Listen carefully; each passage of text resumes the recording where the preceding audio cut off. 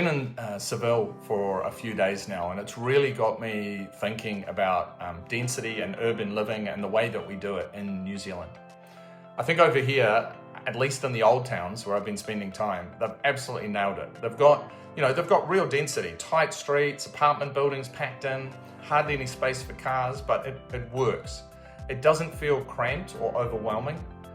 Quite the opposite, in fact. It feels alive. When you walk down these narrow streets, it just feels good. You want to be there.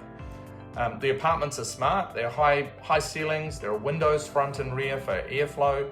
They're not fancy, but they are functional. And more importantly, their apartments are their homes, right? They're raising their families here, living in them, enjoying them. But I think the biggest difference is not the apartments themselves. It's what happens outside. People are out and about all the time. Morning, noon, night, there are people out. They're in the streets, they're in the cafes, they're in the restaurants. And I think it's that small stuff that really makes the city tick. You've got all these little tapas bars everywhere. You can stop in for $5 and get a bite to eat. In some places, you just buy a glass of wine and a snack comes along with it. So you're not kind of going out for a fancy sit-down dinner that's going to cost you $400. You're just living. You're just popping in. You're having coffee, sitting in the sun, watching the world go by. It's relaxed. It's connected. It's social. And you compare that to New Zealand, and we've started building more density, more townhouses and apartments. But often when you step outside, it's quiet. There's no one around, and there might not be a cafe or a bar, or there's nothing on the corner. Maybe people have just driven away in their cars. There's no reason to hang out there. So density can actually end up feeling a little bit isolating. And that's where I think it's a chicken and egg kind of thing. Do we need more people before we get the street life? Or do we need to build the street life and attract more people to that higher density? And I think cost's a big factor, right? Food and drink in New Zealand are expensive, and so is regulation. Over here, the cafes, they just spill out into the footpath.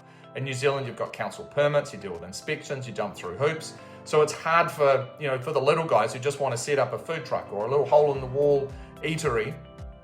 But then Europe's regulated. Europe's got tons of regulations. So somehow they make it work and keep the cost down.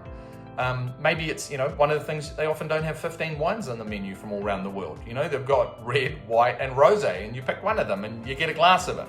And you pay $5, and maybe it comes with a little tape, So it's kind of simple. So as you're walking around, you just pop into these places, and so I think it's not just about density and stacking houses. It's really thinking about lifestyle and community. Building places where life happens in the street. There's these little plazas everywhere. Green spaces where kids can run around, and parents are chatting, and it's built into the city. And we in New Zealand have a tendency to separate things out. Homes are in one place, and parks are in another, and schools are in another, like that American model. Here you walk past an apartment block like yesterday, and there's always kids pouring out. The ground floor's a school, and there's a whole racket. Kids are making a racket, but it brings life into the street. And then you go around the corner, and there's a cafe, and then there's a medical center, and it's all mixed up, and it really works. So I think density works when it's tied to people and lifestyle, right? Not just numbers. And mixed use is absolutely critical. Homes, coffee, cafes, shops, schools, everything in one place. And then the public space is not a bonus, it's part of the plan, And I think food and drink should be accessible too. And just not just for special occasions, but being able to stop in a cafe and just have something little. It's just getting so expensive at home. And I'm not saying we should copy Spain, and I definitely don't know all about it, right? I've mainly been in the centers and a lot of the old towns. I don't know exactly how they're doing it now, whether they're still building as well as they used to. But from what I've seen, it's really neat. There's a real vibe to the place and energy, and people are happy and quick to laugh, and and it's just nice being out and about. And that's something I'd love to have more of in New Zealand.